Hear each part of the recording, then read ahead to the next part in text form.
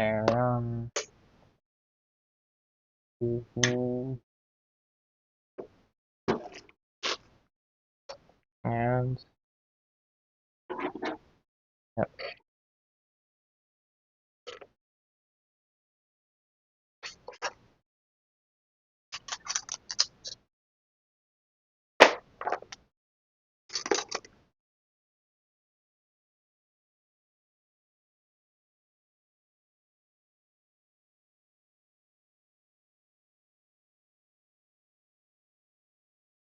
Probably like somewhere like that.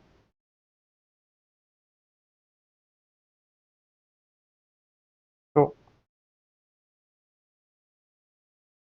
Alright, let's see which postulate I was on last. 23. And this is 23. Alright, so 24.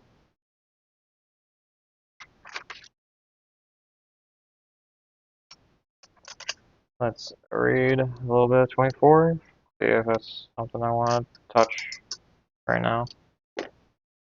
If two triangles have two sides equal to two sides, respectively, but one has the angle encompassed by the equal straight lines greater than the corresponding angle in the other, then the former triangle will also have a base greater than the base of the latter.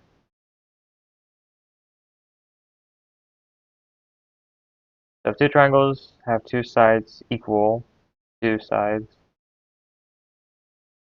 okay,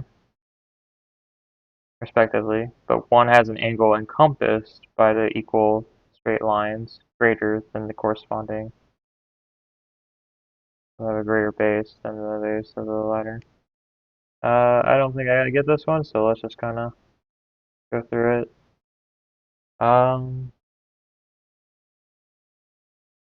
Yeah, I don't know. So how is the structure of this gonna be? Let ABC and DEF be two triangles having the two sides AB and AC. So we start with, I guess we could draw a little thing, right?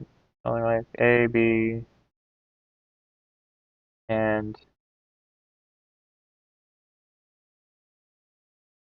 this is AB and AC equal to the sides BUP and DF, DE, and that and this.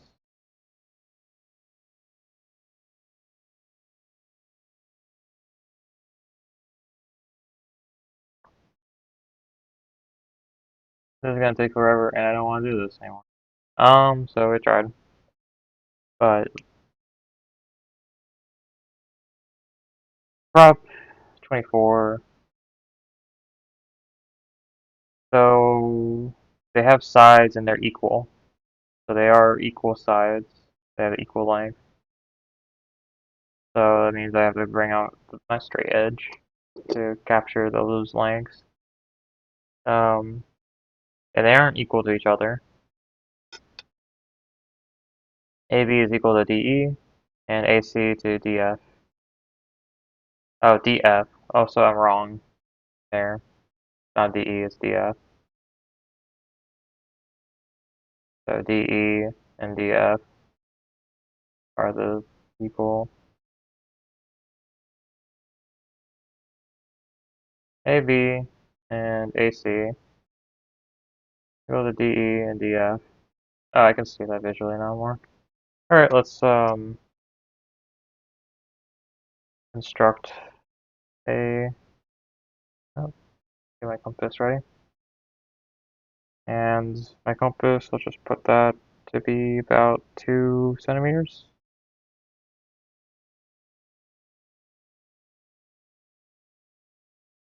Just for consistency, it's not exactly 2 centimeters, but it's fine. So let's pick a point. Start this. We'll say that A starts here, and then take that point, and then we'll just shuffle. No, wait. So we got the AB one. Draw that out. Wait, okay, we need, actually, let's read further because I don't know the angles, if that's relevant here. So, let's just keep reading and see how the structure of this proof is done. So, we take this information, we take this information, we know that they're related. And then let them also have the angle A greater than the angle at D. So A is greater than the angle D. I say that the base BC is also greater than the base EF. Well, yeah, because the angle here is greater. You have to spread out more. Okay, we already did that one. For since angle BAC is greater than EDF, but EDG, okay, now we add G. This is first message G. But EDG equal to the angle BAC have been constructed as a point D on the straight line D. Uh, I can't remember. Dang it. Okay. How do I capture angle information with a straight edge? Oh, I forgot. No. Okay. I need to prop 123. Oh, it was the last proposition. Right? Constructed. Right? Okay, we need to go back here because we need to capture angle information. So construct a rectilinear angle equal to a given rectilinear angle. Yep. How did I do okay, so we need to do proposition 23 to do proposition 24, that's for sure. Dang, man. How do I do that again? Let me just read proposition 23. Oh, it took me multiple attempts. This sucks. I was not good at proposition 23 at all. I'm not great. Alright.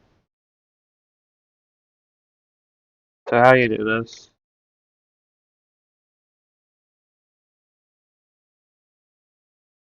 Oh, you have to use a compass straight edge, and make 3 circles,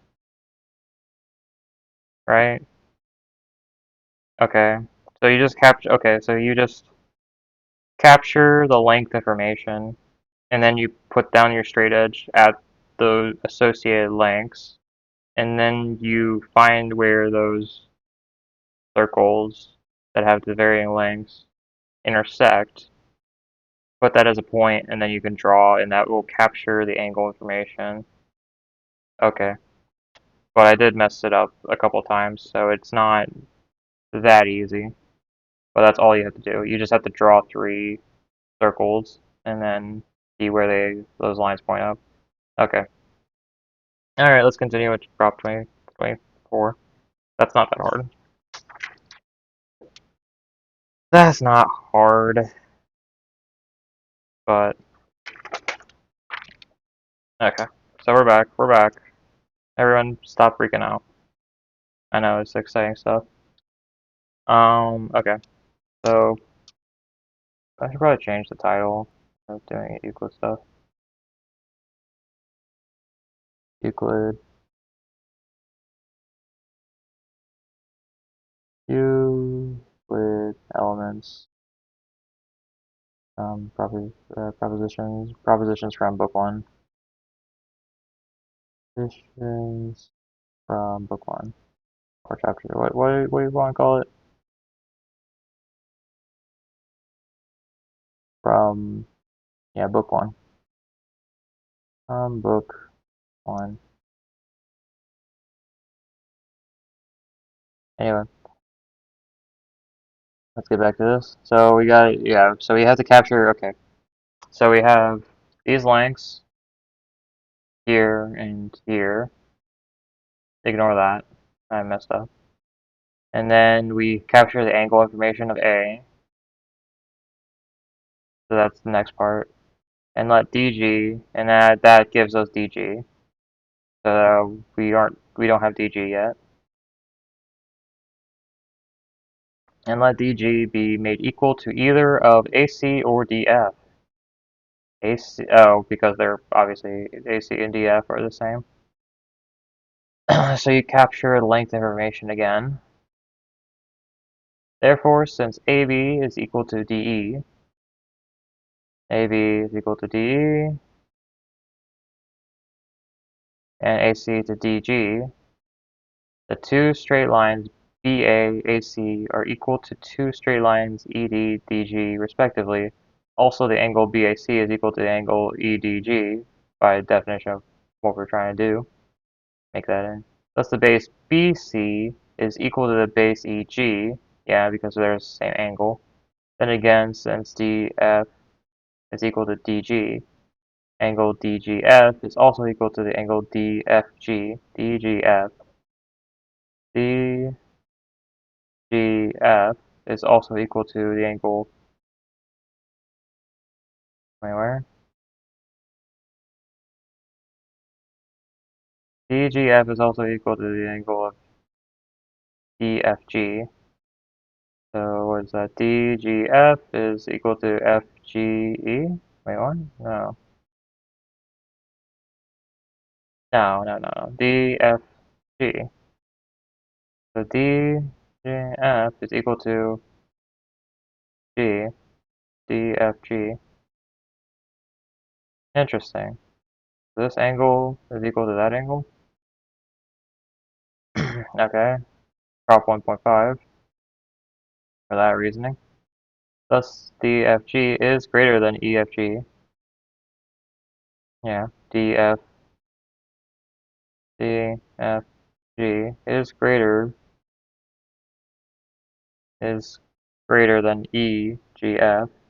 EGF. That seems pretty obvious. I mean, it has the same termination point, and then you just go longer. Like, yeah, it's larger. And EGF. Thus, EFG is much greater than EGF. And since triangle EFG has angle EFG greater than EGF, and the greater angle is subtended by the greater side, side EG is thus also greater than EF, but EG is equal to BC, thus BC is also greater than EF. Alright, I have to write this out in notation because with symbolic notation so I can understand that and just go through that slower. Thus, if two triangles have two sides equal to two sides respectively, but one has an angle encompassed by the equal straight line greater than the corresponding angle in the other, then the former triangle will also have a base greater than the base of the latter. Yeah. So there's some insight here that's a little, I think, when I get into the lengths here about exactly being greater. And alright, so we have enough information now to start slowly picking this apart. So I think I can pick an arbitrary triangle, and so long as I capture the length information, and then I have to eventually capture the angle information. And then from there, we can mark up and see what things are equal and whatnot. Okay, so let's get to it. Sorry, I don't have a camera to set this up to show you what I'm doing, but I'm just making a line that's AB, and then we're just gonna mark that out as A and B, and then we're gonna keep that straight edge like that and make a new triangle that has the same length, and that is gonna be our DE. So I'm just gonna put this triangle to the right of it a little bit, or decently far away. And I'm gonna just pick a different angle for, yeah, I mean the angle information is not being captured yet, so I'm just gonna pick uh, an angle that's probably gonna be kind of different, which is fine because I don't think I need to be that wary of that right now. And then we're gonna mark that as D and E, and that one. All right, and then we're gonna shuffle our compass a little bit and make a. Probably just gonna match the diagram, make it a little bit larger, and then just shuffle it a little bit. And then from point A, we're gonna keep our compass there and create another random point for A. And then on D, we're gonna make a shallower angle. Actually, okay, yeah. Yeah. So let's make the angle for A more exaggerated and larger, like the diagram shows, so that I can make an angle very obviously more shallow or smaller for D here. Oops, flipping. Come on, puncture. Say, there we are. All right. So now we have known lengths, and we can mark up and say, hey, um, DF and AC are equal. So a double tick mark, one tick mark, double tick mark, one tick mark, and that's how I keep that in mind. And then we can complete the triangles by connecting them and making BC and uh, FE respectively. So I'm just gonna go and do that. Right, and yeah, cool. And the lengths for C and B and F and E are allowed to be completely unassociated with each other. They do not have they're not equal or anything. Alright, now I need to remember how to capture the angle information from A, um, DAB, and then I need to put that angle information onto point D to create angle G, which I don't actually, and I think G has to be the same length as AB. So when I do find an angle, so wish me luck there. All right, so I think, okay, how do I do this?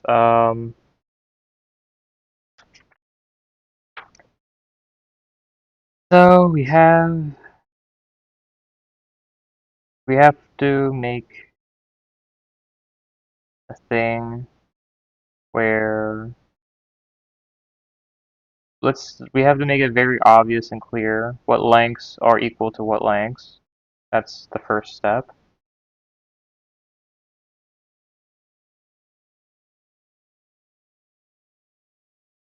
Right, okay.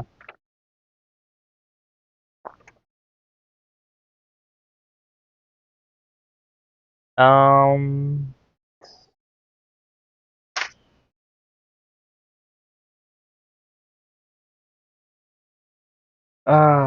okay. How do I do it back here? Angle, so,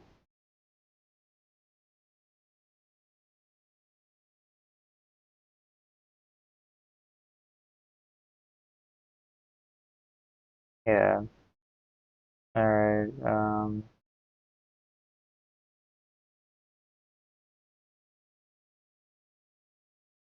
The point D and E have been taken at random. Yeah. And constructing these straight lines, they are equal.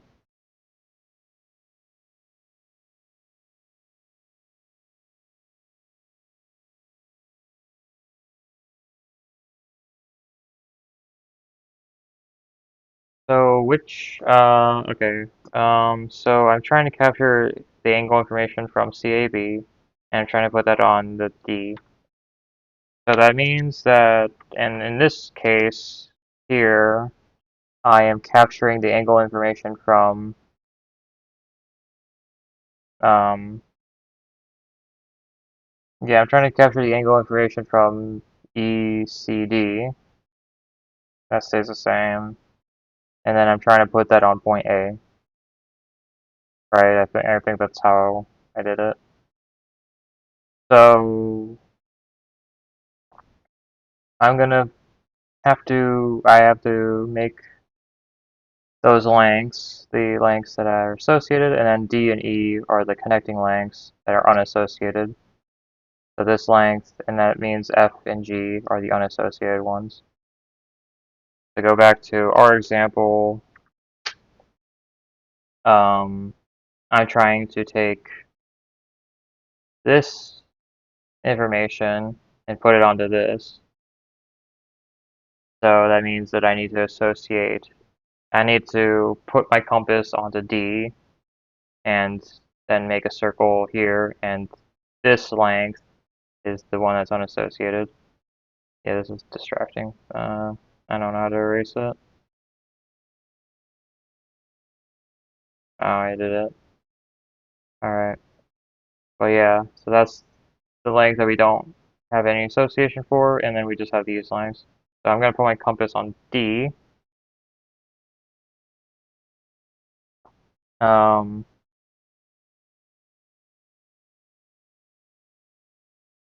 right, okay, so we're going to put our compass on D.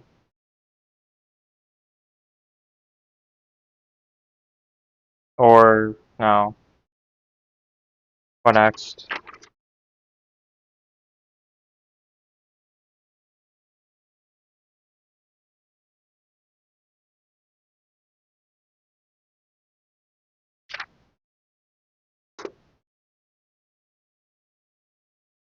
I think I capture DB as some sort of information. I think I have to draw a line for D, just draw a line through it to extend it as a reference.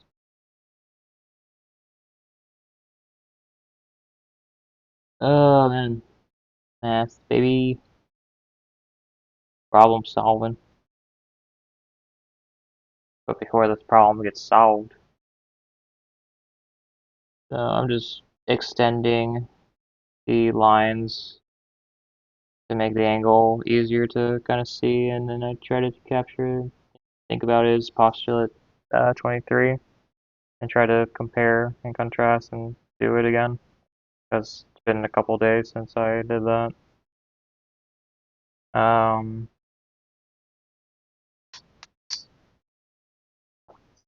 and I spent a long time on it, even though it's pretty simple, isn't it?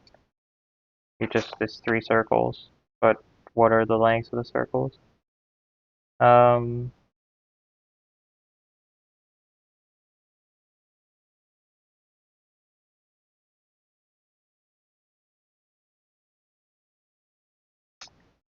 F and E around A. So the length of,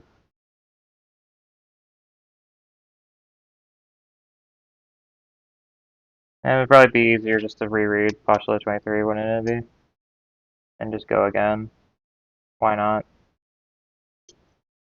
Alright, so yeah. Let AB be the given straight line, and then DC is the given rectilinear angle. So we're given a straight line. Alright, so the point given rectilinear angle. DCE That's the angle on A on this driven like that. Let the point DE be joined, or be taken at random, the D and CE respectively, and let DE have been joined. Okay? Let the straight triangle AFG, AF and G have been constructed from 3 straight lines which are equal to CD, D, and CE. Such that CD is equal to AF. Okay, so that's that part. AFG be constructed.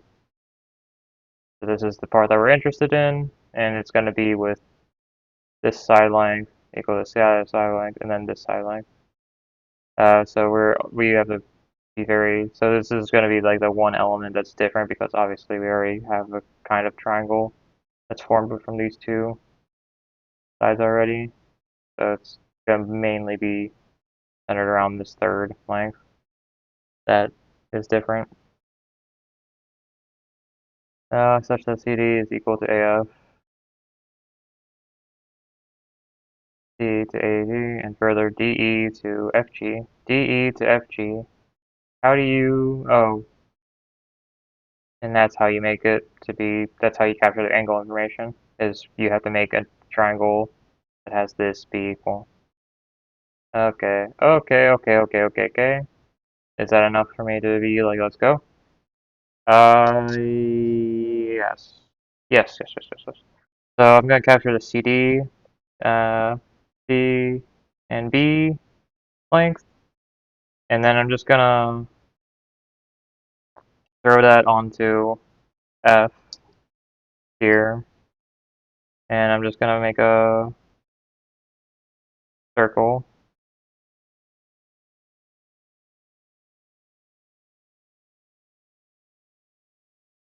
That's that.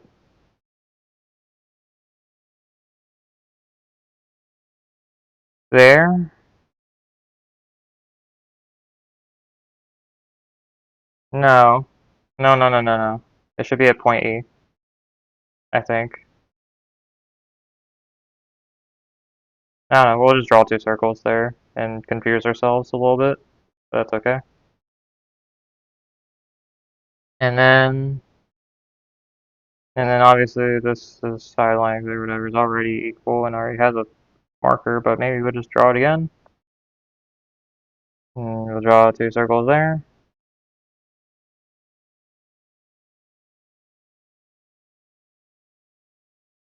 And then we'll draw a smaller circle on that point as well.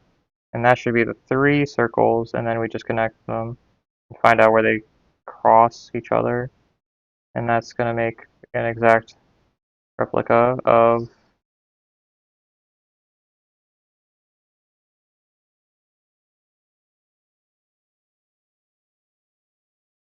right. So, and I think where this point, where these circles collide, is where the angle, like where that should exist.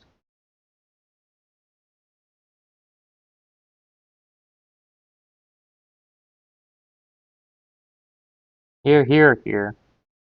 And I don't know which one.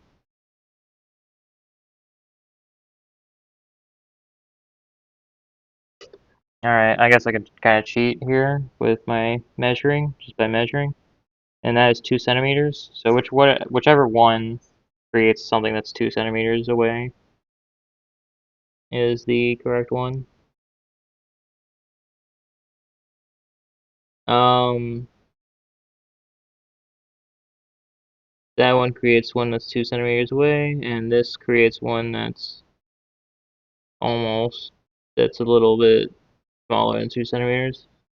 So I'm guessing that this point captured the angle information, and then I can just draw it out and see if it, then I can measure the angle and measure the angles and be like, hey, because I'm cheating now. I don't know. Straight edge construction's hard. What can I say? I'm measuring. I'm using I'm using hacks. I'm using tools. So what is this angle even? Like 130 basically. Alright, let's measure here and let's check this one. And what's this? That's um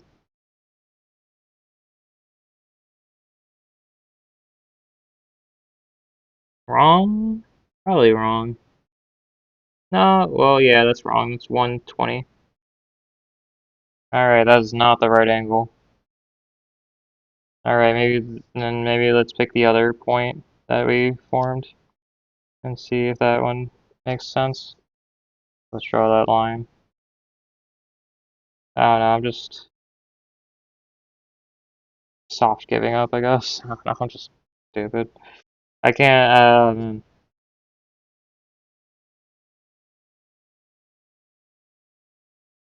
yeah, okay, there we are. Okay, it was not, okay, so we picked the wrong point where they converge. It should have been the larger circle and yeah, so the larger length. Anyway, we did capture it, and then we can say, hey, with AB, let's let's take AB, and then we put that there, and now we know the length, and now we got G. Awesome. I'm, I almost got it, probably. And then we can connect G to F. If we found point G, insert G spot joke. I'm dying. I'm dying and I'm embarrassed. I couldn't get it. Or that I had to measure and stuff. But now we can go through and mark all the equal things because that was supposed to be just a simple like, oh, you remember how to capture angle information? Well, here's a reminder, like that's how you do it, and then you're just supposed to like move on, and you're not supposed to get stumped by that for a ridiculous amount of time. But yeah, we let DG be equal to either AC or DF. Whoops, I let it be equal to AB. Oh my god, and I kind of erased the line again. I'm gonna redraw the angle line. Why'd you let me go before reading and checking what I was doing? You know I'd mess up every single part. You gotta keep me honest, you gotta keep me accountable with these things.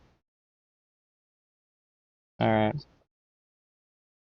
Whoops, wrong length that we captured. We were supposed to capture the AC one, so let's do that.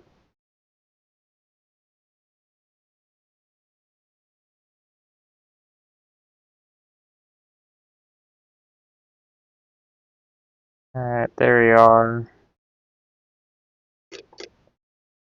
Now we finally found point G.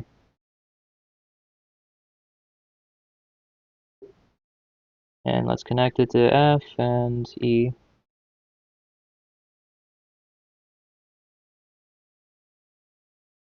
There we are. Alrighty. Now let's figure out what in the hell Euclid is even talking about.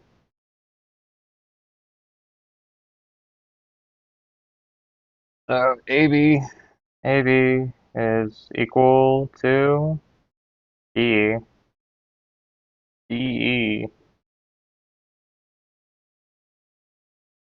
and AC is equal to DG. AC is equal to DG, yes, because I constructed it like it. Double tick mark right there. Alright, so that's the obvious stuff, right? So BA maybe that's a bit more. BA and AC are equal to two straight lines ED, and so BA is equal to ED, and uh, AC is equal to DG. What is BA? BA is that one, and ED? Yes, yes, okay. And then AC, yes, that's literally okay. Just also the triangle of BAC, so triangle symbol BAC is equal to the angle. What? Oh, angle, not triangle. Change that to a triangle symbol or an angle symbol. And then the angle symbol of EDG. So let's see where that is. BAC is that angle. Yes, the angle of EDG has been successfully captured. I think. I hope that's the right angle. I mean, it's like 130 degrees, just coincidentally or whatever. So I hopefully successfully captured that angle information. It took me a while, so I hope you're proud. Alright. And so, thus the base BC is equal to the base EG. Yes, because they're the exact same triangle. Triple tick mark that. Triple tick mark that. Alright. Again, since DF is equal to DG, angle DGF is also equal to DFG.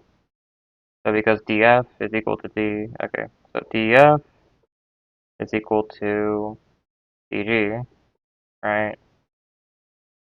DF and DG, that is true. That double tick mark both of them, they're both the same.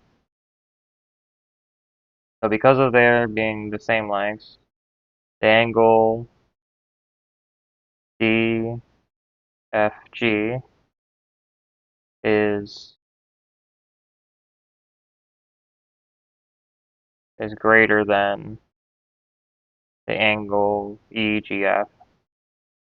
EGF. So because of these two lengths, because these two lengths are equal, the angle of DFG is greater than the angle of EGF due to these lengths being the same. So that this information tells you these angles are larger than that angle, the outer angle thing. Cool, cool. All right. Thus EFG, thus EFG G is greater than EGF, than angle EGF. So EFG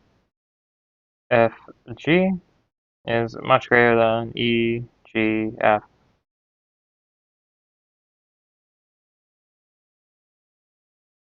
Yes. E, F, and G. Yeah, because obviously that's this wide angle is it's opposite to the largest length of the triangle EGF, so it's obviously the largest angle because of the previous postulate of I think 16 or something. I don't remember exactly what number. Oh, it's apparently 19, probably. Greatest side, yes. Alright, and that's enough for me to understand what this is saying. when it says if two triangles have two sides equal to two sides, respectively, but one has an angle encompassed by the equal straight line greater than the corresponding an angle, because this thing can exist, it creates that, its base is going to be smaller if it can't create such a large thing. So we'll also have a greater base than the base of the ladder because of this triangle and this angle forming from these things. You get it? You're not gonna get an incredibly nuanced explanation, as it's still like pretty fresh and you're learning from a person who's you'd be educated by a person who's blind, basically, in this regard. So that was cool. Um, yeah, Proposition 25, baby. If two triangles have two sides equal to two sides, respectively, but one has a base greater than the base of the other, then the former triangle will also have the angle encompassed by the equal straight lines greater than the corresponding angle in the latter. Yeah.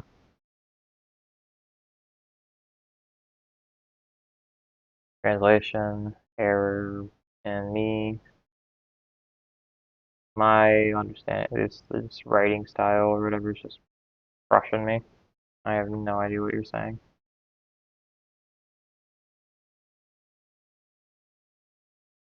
So if two triangles have two sides equal to two sides, respectively, but one has a base greater than the other, yeah, than the former, and the former will also have the angle encompassed by the equal straight lines greater than the corresponding angle in the latter. Isn't this basically just a complement to proposition 24? I don't really see how this is that different. It's just like it's just the other perspective.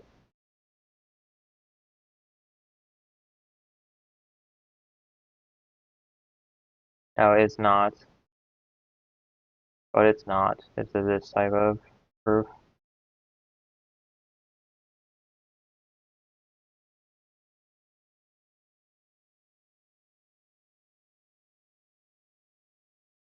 Okay, I don't know. If two triangles have two angles equal to two angles respectively, and one side equal to one side, so this kind of thing is what that's describing. Oh, that's big. That's chunky. All right, 26 is a huge one. All right. All right. Let's try it. Let's get it. I don't know, maybe. If two triangles have two angles equal to two angles respectively, so it's angles, which is just more difficult for a straight edge to do than sides. But I figured out how to do them, kind of. Not really. I'm still I'm still shaky and a wimp. Um, in fact, so two angles equal to two angles respectively, and one side equal to one side. In fact, either that by the equal angles or that subtending one of the equal angles, then the triangle will also have the remaining sides equal to the corresponding remaining side, and the remaining angle equal to the remaining angle. Alright, so this is angle, side angle, or something like that. Kind of explanation for a trig function, I imagine. We're kind of getting closer to that. Let ABC and DEF be two triangles having the two angles ABC and BCA equal two angles DEF and EFD. Alright, so you have to capture angle information immediately. ABC is equal to DEF and BCA to EFD. So BCA is this triangle here. But okay, let's just keep going. So we're capturing angle information and we're capturing triangles? No. ABC is equal to, we're just capturing angle information. Alright, and then let them also have one side equal to one side. First of all, the side by the equal angles, that is BC. Alright, thank you for clearing that up. To EF. I say that they will have the remaining sides equal to the corresponding remaining sides. That is AB equal to DE and AC to DF. And they will have the remaining angle equal to the remaining angle. That is BAC equal to, so we don't know BAC is EDF, which is is EDF.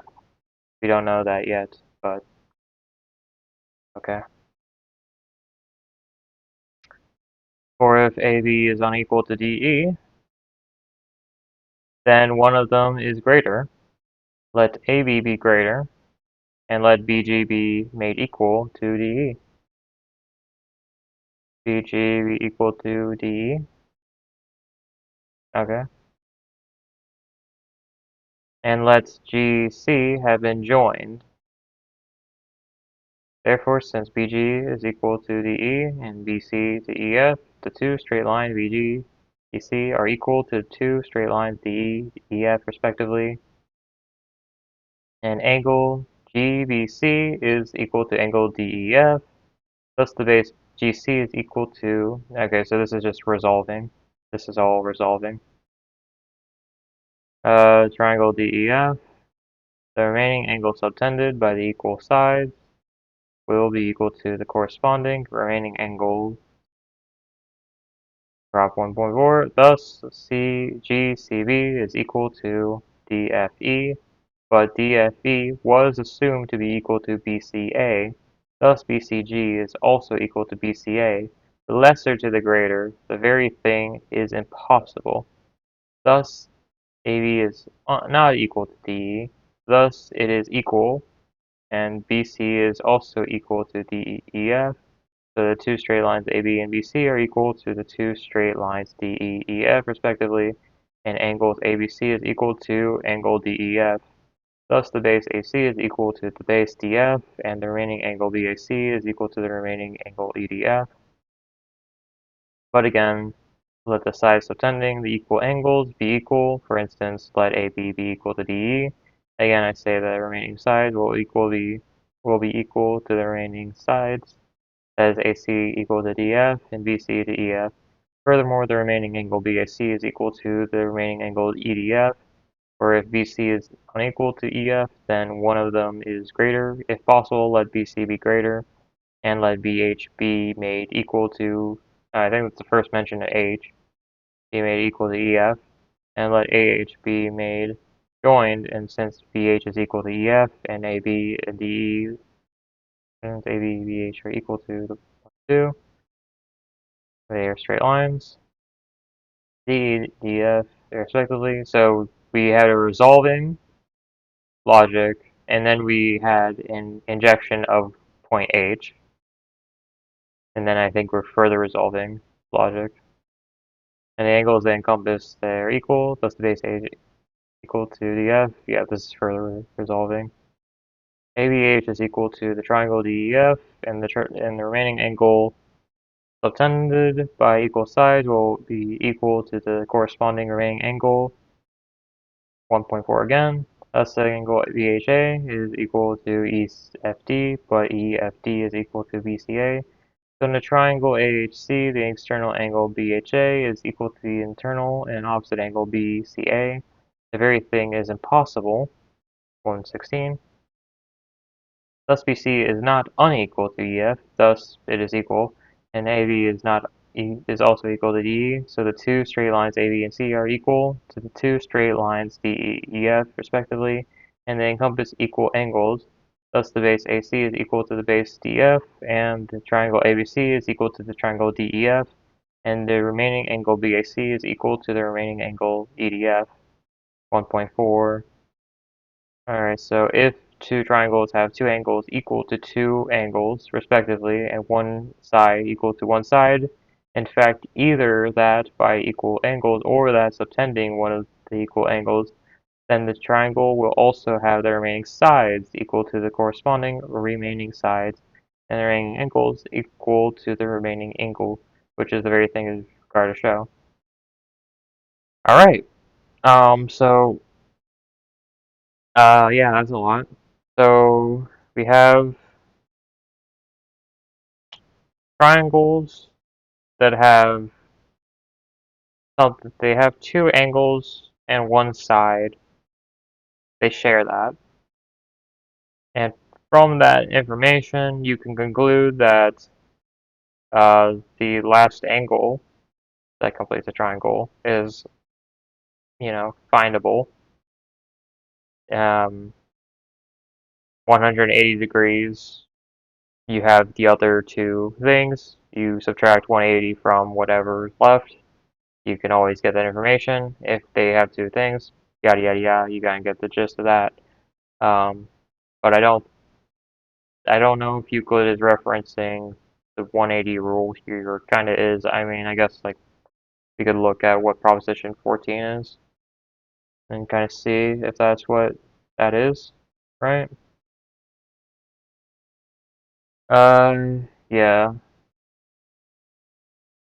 Yeah, so this is the 180 rule, like 180 right here. You can split it, you divide it in chunks, and you get some sort of information is being pulled from this. Alright, so let's go back to, what, 25, 26? Yeah, so that's that, is what we're looking at. So we're interacting with that rule.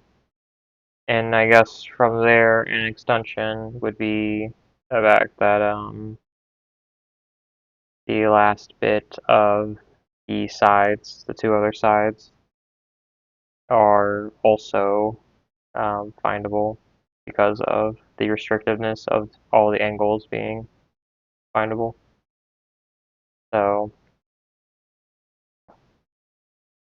alright, and that's how I would kind of do it with whatever mathematical geometric context I have in my head, which I'm not very good at geometry, like at all. I'm very bad at geometry. So I don't have that great of fundamentals here as to exactly picturing how I can see how the angle pops out very obviously, but I don't really immediately. I mean, I guess I think the restriction of the fact that there's only one side has been given that restricts the other sides because of, well, I'd say like the trigonomic rule or whatever of like the side angle or angle side or whatever, something like that, where it's like three pieces of information in some order. You use a certain operation, and it gives you the rest of the triangle's properties. So, all right. So, be two triangles having the two angles ABC and BCA equal to two angles DEF and EFD respectively. So we're gotta have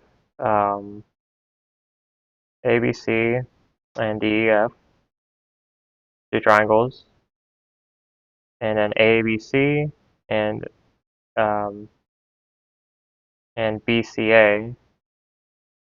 So those are the two angles. It's going to be this angle and then this angle are going to be captured, and then respectively with this angle and this angle. So that's going to be captured, and the side length is going to be captured as this side length. Right. BC, yeah, yep. I say that they will have their remaining sides. So, um,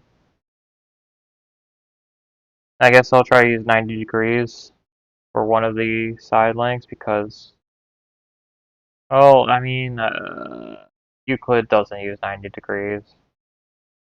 So if he doesn't have to use 90 degrees to help him.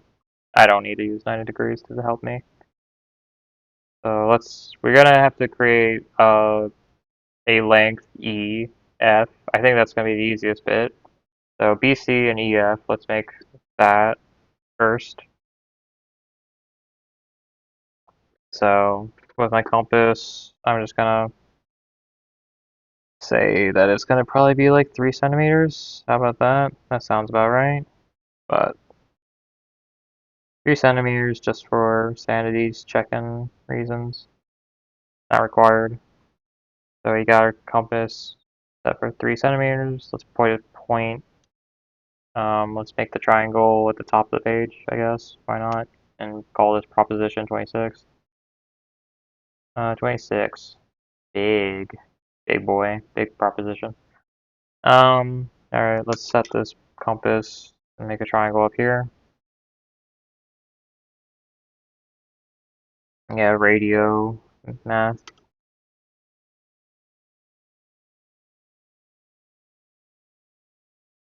Alright, and then let's make another triangle down here. A little to the side. Use these straight lines that come with the notebook. I'm stupid. Awesome. I forgot to draw the initial point. So I'll just have to double compass it for no reason. Anyway, cool. And then let's connect them. And now we made the two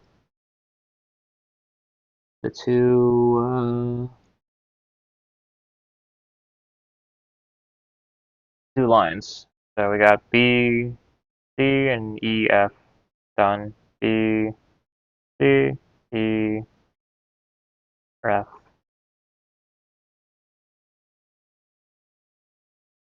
Slow.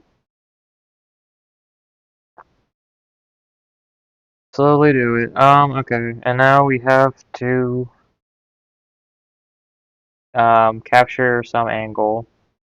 So I think I'm just gonna draw a dot and then capture that angle from BC. I'm just gonna draw an arbitrary distance.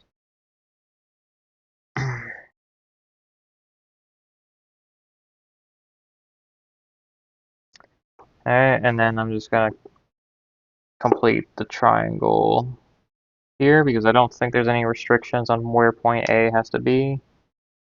It just has to be made with the same angle on the next triangle. Can I put my straight edge there? Thank you.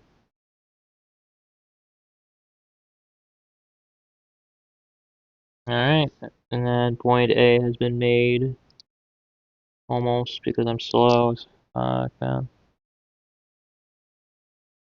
But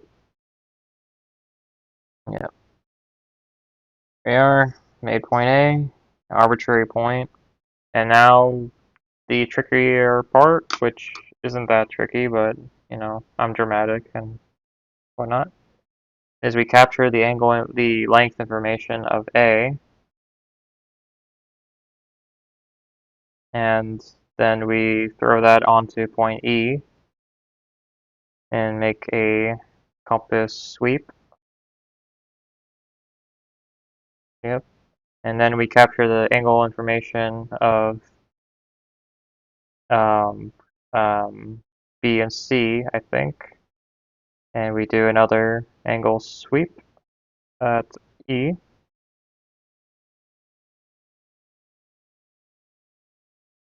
And then we capture the angle information or the length information of AC.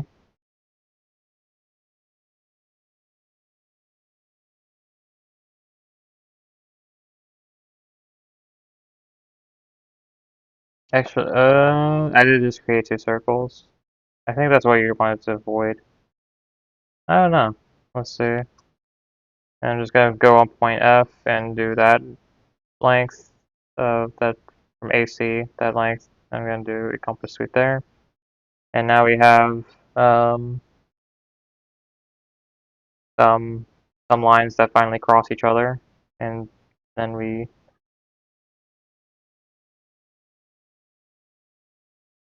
Is that how you do it? Hmm.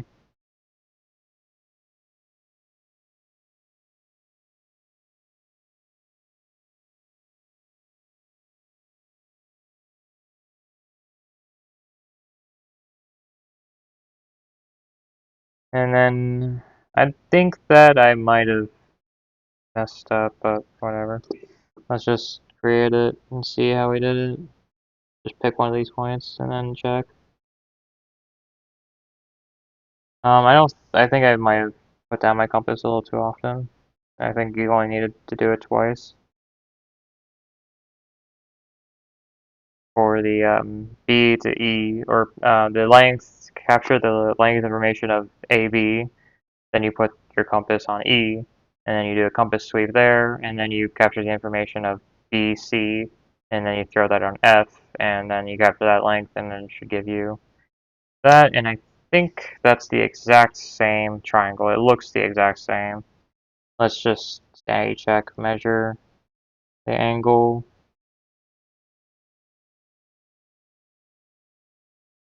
It's about like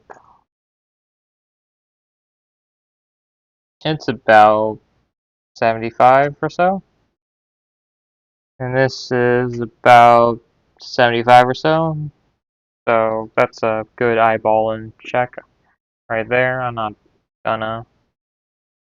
If you could do it, I could do it without, units measuring. All right. So I think we did capture it. I'm a lot more confident now since I that last one to capture angle information and a lot less confused. Okay. So now we have our two identical triangles. Let's mark that as point D and whatnot. So now we presume that if AB is unequal to DE for whatever reason, right? AB is unequal to DE. Um, they do look equal, honestly. So then one of them is greater. So let's just say that AB is greater and let BG be made equal to DE.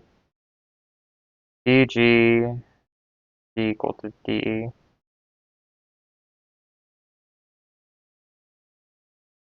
Um, let me capture.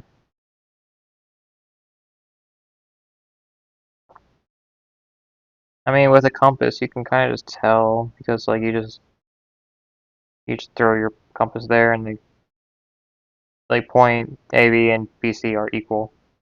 The compass tells me they're equal. I made them with the compass, which keeps them being equal. So to say that they're unequal and one is less is already kind of, I don't know how I guess arbitrarily smaller. Let's just make a point of G to be in between.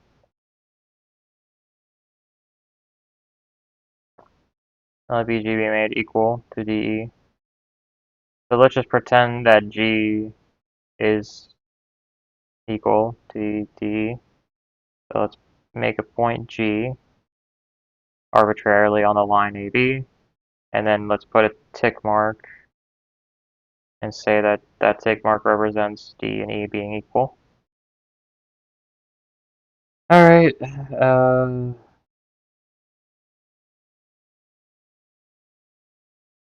and let's make BG to be made equal to DE, yeah, and let GC have been joined.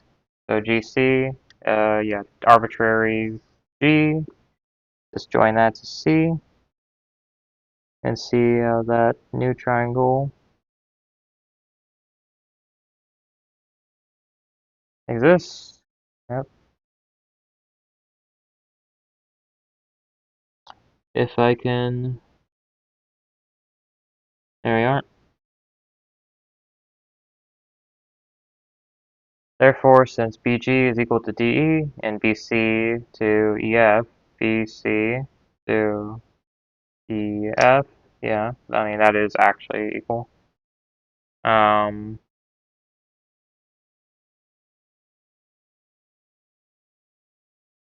yeah, the two straight lines GB and BC, GB and BC are equal to the two straight lines DE and EF, respectively. Yeah. The angle GBC, GBC, so this angle right here, right? No, this angle, GBC, this angle. That one is equal to DEF, true. I made sure that that is true by constructing it so that it is true.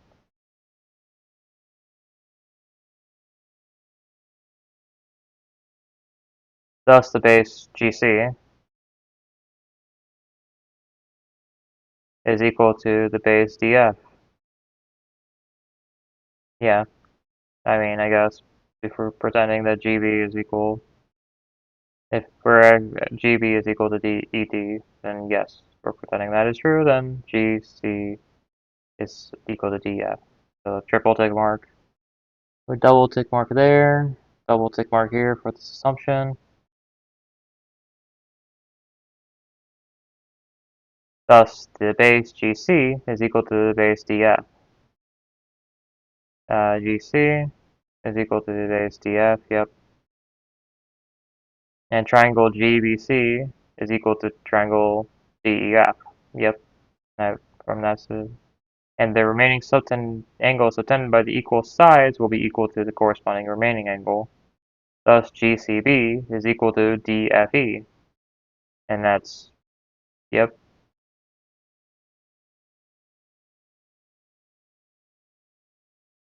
Thus, GCB is equal to DFE, but DFE was assumed to be equal to BCA. Thus, BCG is also equal to BCA. The lesser to the greater. The very thing is impossible. Yeah. So,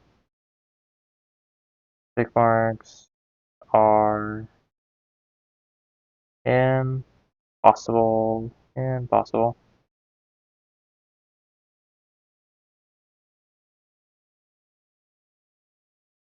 Thus, AB is not unequal to DE. Yep. Okay. So from that, we can tell, like, okay, that kind of tells you the length information from this direction is important and creates this specific triangle. And then you'll probably see it, and then Euclid will probably talk about how from this angle, this length information is important if you were to cut it or whatever. Yeah, cut it like this, I guess, right? That this wouldn't matter. Alright, I mean, that's not, yeah. So it's kind of interesting how they're forced to be equal because they're forced to be fixed like that because of the angle.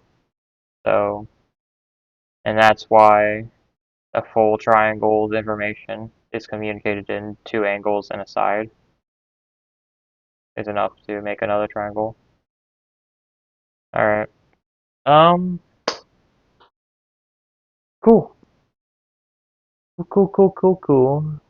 I think that's Proposition 26 insight for me. Proposition 27. Are we doing one more or am I done for the day?